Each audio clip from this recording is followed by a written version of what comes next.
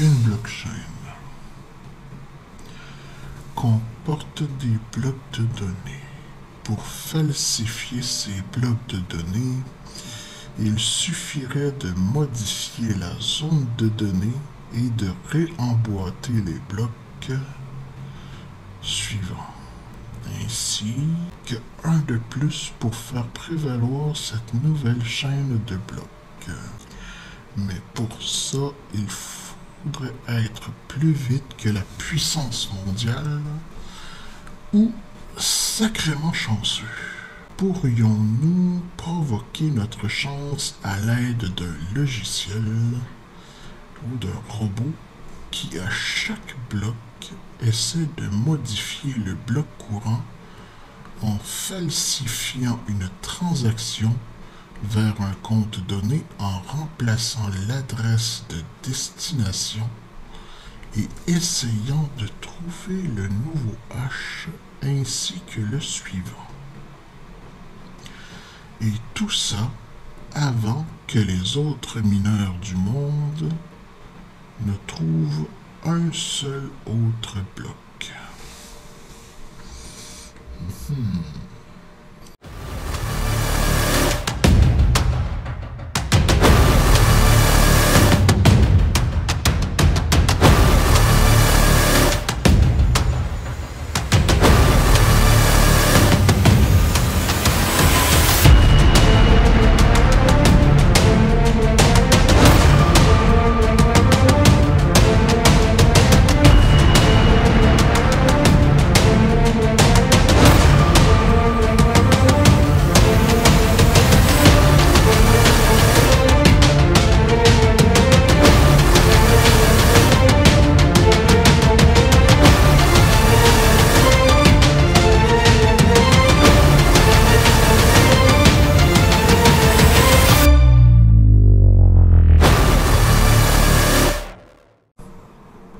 Donc, si on résume, il me faut trouver deux blocs avec moins de puissance, beaucoup moins de puissance que la puissance de calcul mondiale de tous les mineurs réunis, et ce avant qu'eux en trouvent un seul.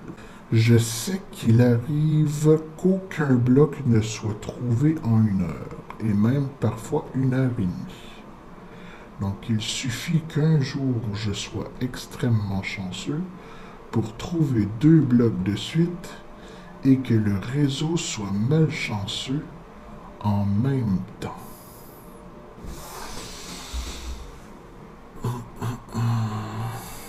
Est-ce envisageable? Si j'ai 500 pétaches de puissance, ce qui coûterait aujourd'hui environ 25 000 €, je me retrouverais avec environ 1/200 de la puissance mondiale. Il faudrait que je sois 200 fois plus chanceux que la normale.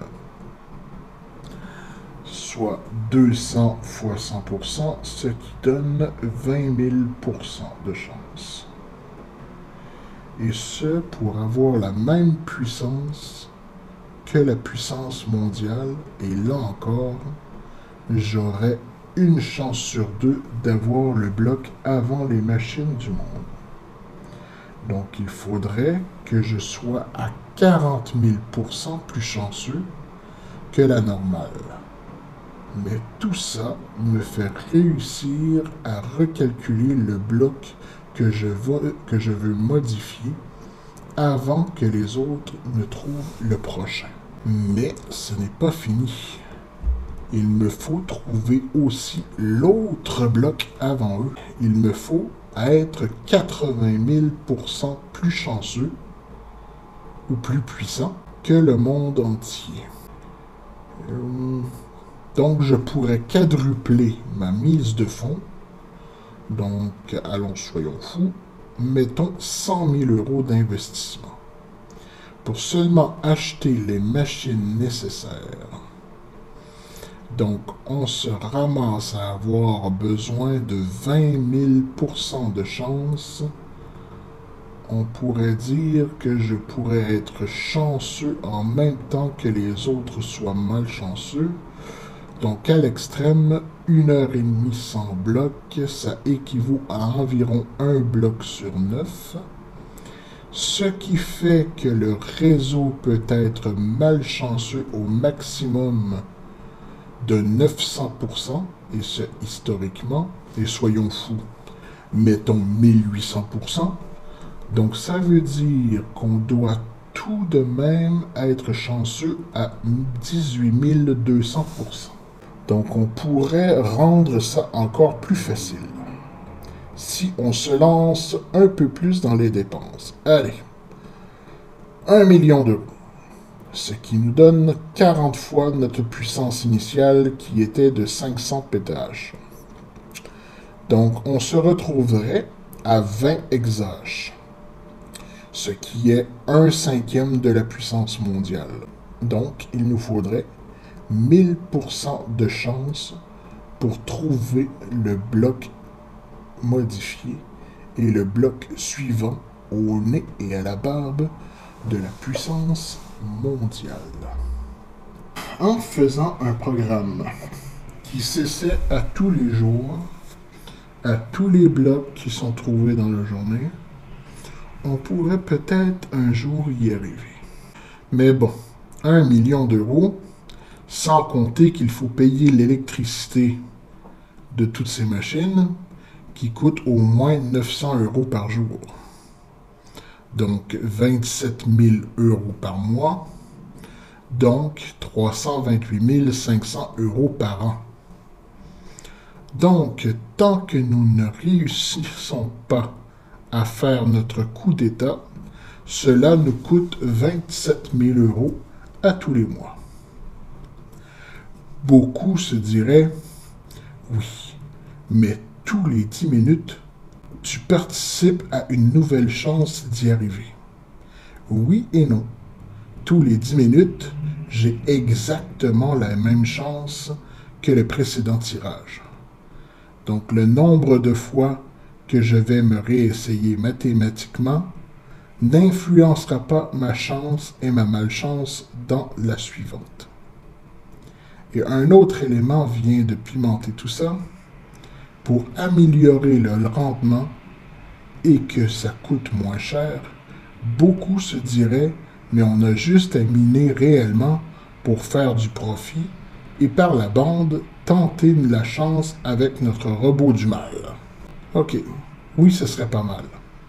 Mais la partie de notre puissance en fonction du temps miné finira par impacter la difficulté du réseau sous 14 jours. Et si j'apporte 20% du réseau en plus, la difficulté montera de 20%, et non seulement elle montera de 20%, mais le changement de difficulté arrivera 20% de fois plus vite. Donc sous 12 jours et même 11 jours au lieu de 14. Donc cela nous donne 11 jours pour y arriver, ou être obligé de faire face à plus de difficultés après, ou de replonger la main dans notre poche pour ajouter encore de la puissance pour rester 20% de la puissance mondiale. Cela apporte une autre réflexion. Si on y arrive, admettons qu'on a été chanceux et qu'on y arrive, le monde de la crypto s'en rendrait compte très très vite. Et avant même que le malfaiteur ait eu le temps de vendre ses coins, le prix du Bitcoin se mettrait à tomber en chute libre en moins de temps qu'il n'en faut pour crier le mot ciseau. Il ne s'agit pas d'avoir volé le portefeuille de quelqu'un. En fait, c'est d'avoir montré à tout le monde que le Bitcoin ne serait pas fiable. Et celui qui aurait fait le méfait, il gagnerait que des pertes. De plus, les transactions Bitcoin sont hyper traquables. Et si le malfaiteur a eu la malchance d'atteindre des plateformes d'échange avant le crash et de transférer ça en argent fiat, il y a beaucoup à parier qu'on retrouverait son identité assez rapidement. sachant que sous l'anonymat, l'échange est très limité ou difficile ou longue et fastidieuse, surtout dans des volumes de plusieurs millions d'euros. Donc il y a fort à parier que cette approche ne rapporte qu'un casier judiciaire, beaucoup de dettes et une réputation monstrueuse par la suite, et pas nécessairement pour le mieux. Donc, tentative numéro 1, non concluant.